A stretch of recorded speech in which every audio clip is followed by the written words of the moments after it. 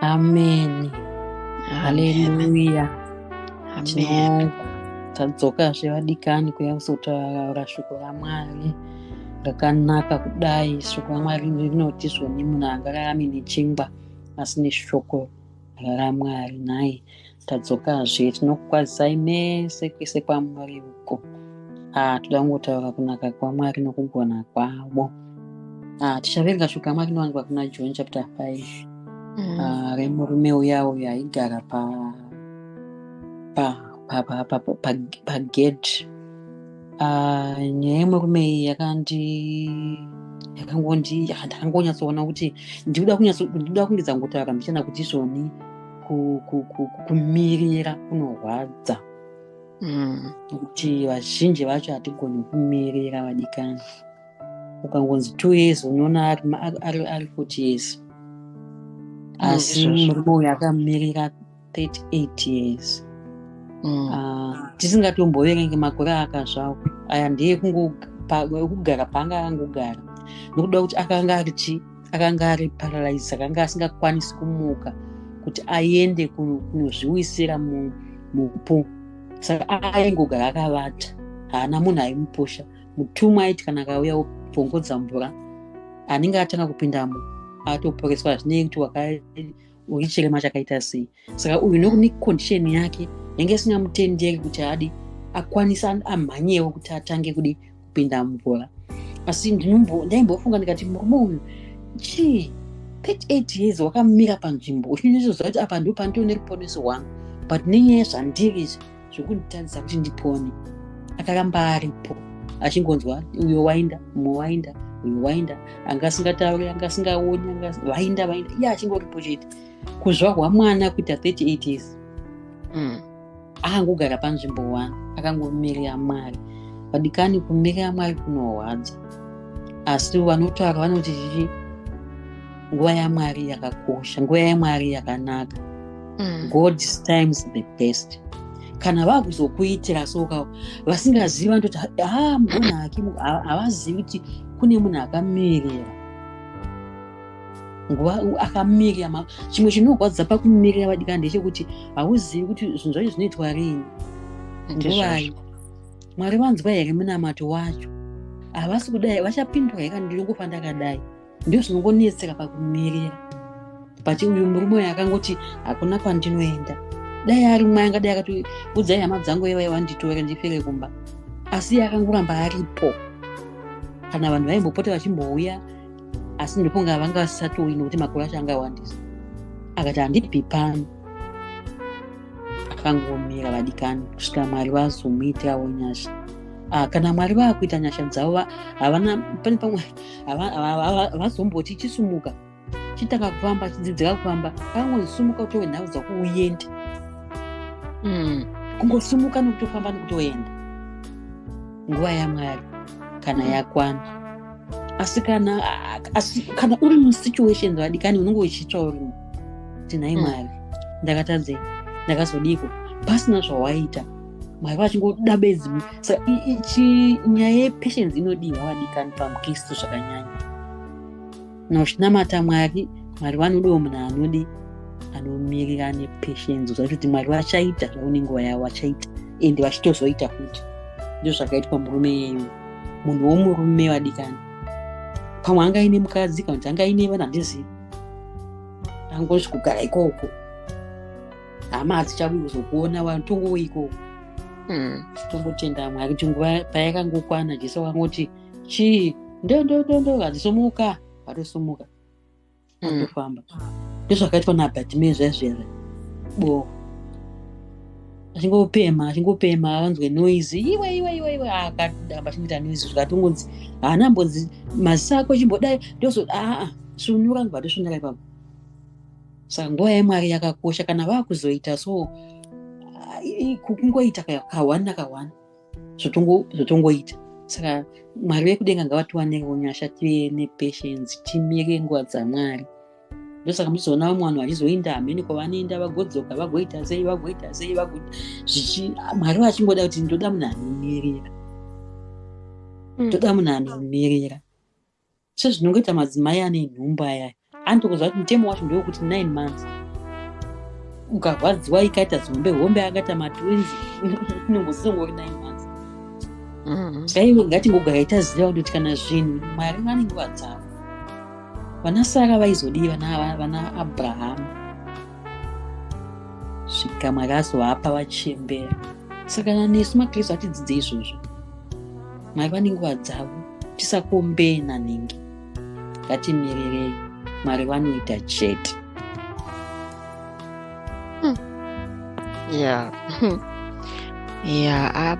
Pane nyaya munhu waMwari, that's a very powerful word, but pane nyaya yakakora panyaya iyoyo. I think kuti hapana munhu asingasongane nenguva yekuti pane paanofanira kumbomirira, even if zvikanzi zviri kufaya, but hazvifi zvakafaya kwese 100% muupenyu hwemunhu. Pane pazvinotopotseka, pazvinenge munhu anenge achitongotatarika, pane area yaanotongowana kuti yekuratidza kuti haana simba raainaro kunze kwekutenge Mwari vamuitira. Kusenda ichitoerenga hangu nyaya yaNaamani uyoyo pachinzi like akakunda hondo dzakawanda, saka mambo wake wenyika iyoyo yeSiria aimufarira zvakanyanya because anga ari komanda ane mbiri, ane simba plus ari hard working.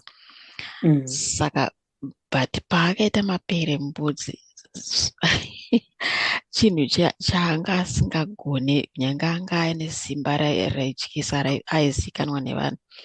Munhu wese pane panogomera simba rake, pane panogomera njere dzake, even kana munhu akaita mamasters, maPhD, but pane panoguma pfungwa dzemunhu, panongoda Mwari chete. Yes, and even ukatarisa, ndaitofunga hangu the other day nenyaya yaAbraham iyoyi kuti Mwari dai vakasarudza kamwe munhu akavata ane 40 years kana ane 30 years, munhu anobereka, kuti iwewe nda kukuita rudzi rukuru because unobereka, but vane kuti vanganotsvaga munhu akura nekudhara because vaitoziva kuti vada kuratidza ukuru hwavo, kuti pasingatarisirwe nevanhu kubuda chinhu, ndopavanoburitsa chinhu ipapapo. Ende ukafunga nyaya yemurume amataura sichipo kuti izvo makore 38 ari pavapa apa, it's not clear kwatiri kuti munhu uyu aitakurwa here wounzwa ipapo kana kuti aitogara ipapo, hazvina kujeka nditi. But ukafunga nenyaya yacho kuti Mwari pavanga vamuitira, I just imagine kuti hama dzake dzatomuita right off, dzatomukanzura dzisisinini zvake, vakutongogadzira kuti kana afa atozomboika usaidi kupi, kuti ane policy here. Mwanenge achitorwa kuti makamutorera policy here, anything can happen, zvinozodii, tozonyara, anomara, anozoti garai makangogadzirira kuti vangomira kunzwa nhau kuti pamwe kuti chiya mutori munhu wenyafu. Because nemuupenyu huno chaiva vadikani, vanhu pavanosvika pakuti vanoshaya tariro, kwete kuti imhosva yavo, hakuti kuti imhosva yavo, but vanongopedza nezvako, like kushelf kwekuti vananhingi mati vachaenda kupi havo, aiwa kana nemiwo. So obvious ndozvaitotaura nemurume kuti anenge achinotsvage ikoko pamwe 10 years akapera, vanoti ingamboedza 10 years achiri kunotsvage kupula ikoko, ngatsoka agare kumba 15 years, 18 years, 20 years, 30. Vanhu vanenge vachingotaura kusvika vanyarara, vangoti chingosiyai tongomirira kana azofa tozomuchema tonomuviga. Saka nemunhu wese ane pake pokuti vanhu vapera mazano havachaziva zvekuita newe. Pamwe mwana wako chaiye anonwa doro kana kuti kupunda mbanje izvezvo, pamwe uri baba mudhikoni kana kuti uri baba muvhangeri, wabvira kare uchinamatira mwana pamwe wambomusanyira. Vemuchechi vakambotanga vachitaura vachabatsira kunamata kusvika zvino vangoyeva kuti ero hatingazvikwanise izvo. Pamwe kuroorwa chaiko ndokumwe nyaya iyo yekuti kuroorwa wamirira ugomirira wambotanga uchaita makeup, wambotanga uchachena wambotanga kusvika usisina basa nazvo wangoti ameno mwari zvamunei mada kuita ende vanhu vofuti vanenge vatogeza makoti mati vachaendepiko unoendepi even kana zvese kana mwana anything muupenyu vadikani munhu wese pane paanosvika panoguma but mwari havapererwe no matter kuti zvikaita sei. Pane imwe vhesi iri kuna Romans, I think Romans 8 verse 29 ndoro kuti hanzi hakuna ndidongwero kuti ndiye Romans 10 verse 11 noti hanzi hakuna munhu anotarira kuna Mwari anonyadziswa. Saka kutarira kunorehwa kwakutaura kwakucharawa nasichipo kunzi kumirira ndokutarira kwacho, because haungatarire usina kumirira, haungatarire wakamira negumbo rimwe chete uchimboti wombonobvunzira kun'anga, wombomhanya kune vehembe chena, wombodai like kwakasiyana siyana uchibata uchijoinitsa hazvinganzi kumirira ikoko. Because Mwari munoziva kuti togara tichitaura kuti upenyu hwedu huri pachena kuna Mwari zvakanyanya, like kumhanya kwatinoita tichikwira nekudzika padzimwe nguva kana unyengereswa tinoita zvitori pamberi pawo. Saka panguva inonzi yatozonotongwa yega hapana chatinonida kutsanangura, because ndounotoratidzwa patv inenge yakarekodwa kubva uri mucheche, pawakasvika 15 years, pawakazodai ukata teenager, makore ese wakararama panyika zvakarekodwa kudenga. Saka kumirira Mwari kwamunotaura sesichipo ikoko, kumira uchiimba nawo usingabude uchiti gumbo panze, kuramba wakatarisa zvakaita vanhu vatinoverenga vese mubhaibheri, vana Joseph, vana David, vanani upanda mwana, vanhu vakawanda, not only mubhaibheri, nevamwe vanhu vari pano panyika vatinoziva vakamirira Mwari akavarangarira. Saka dai zvikareba sei, Mwari shoko ravari nyepe, hakuna vanomirira Mwari vanonyadziswa. Uye Isaiah 14 inotaura kuti vanomirira Jehovha vanopiwa simba idzva, hanzi vanomhanya vasinganeti. Saka Mwari havanyadzisi vadikani. Kungoti isusu sevanhu pane zvakawanda zveupenyu huno zvatisingakwanise kutsanangura zvinoitwa naMwari, but Mwari shoko ravo nderechokwadi. Saka that's a very powerful word iro ramataura sichipo, kumirira. Kune nyaya kunonetsa vazhinji, asi Mwari tikavakumbira vanotibatsira. Like ndogara ndicharangu vhesi kuna James yenda kuti hanzi kana paine anoshaya uchenjeri pakati penyu, kumbirai Mwari, anopa hake asingazotuki. Kuti unogona kutochemera Mwari kuti ndiri kunetseka nenyaya yekumirira ini Mwari, ndiri kunetseka nenyaya yepatience, ndiri kunetseka nenyaya yemakuhwa, chero chipi. Hapana kumbonyara pamberi paMwari, munoziva vadikani, because ndo baba vedu plus ndo vakatisika, vanotiziya deeply kupfuura baba naamai vepanyika chaivo. Saka kana uchinetseka anything panyika, usazeze kuenda kuna Mwari baba vako. Tinotenda Mwari shuwa, nokuti tikaverenga shoko raMwari kuna Varoma chapter 5 pavhesi 5 inototi tariwa hinyadzisi, nokuti rudo rwaMwari rwakadihwa mumwoyo medu. Ivo Mwari vaitotipawo maexamples evanhu ivavo kuti vakamirira kwenguva yakareba.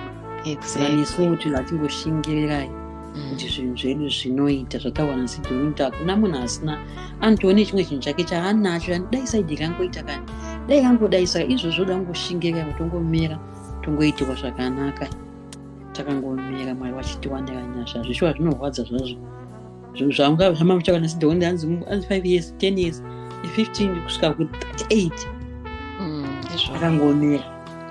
Zvinoda nyasha dzaMwari nokuti wegacho hauzvigoni. hazvigoneki nemunhu ega Hazvigoneki kusvika Mwari watowanza nyasha dzawo, wogara munyasha dzawo, toitirwa zvakanaka. ndizvozvo. Vadikani, saka mazvinzwira hatina mborebesa nhasi, saka tinoimba kuti pamuchazonzwa podcast yedu ika muchakomborerwa nayo, ichakubatsirai vese vanonetseka nekumira, nesuwo tinonetseka nekumira, but tese tinongoimba naMwari.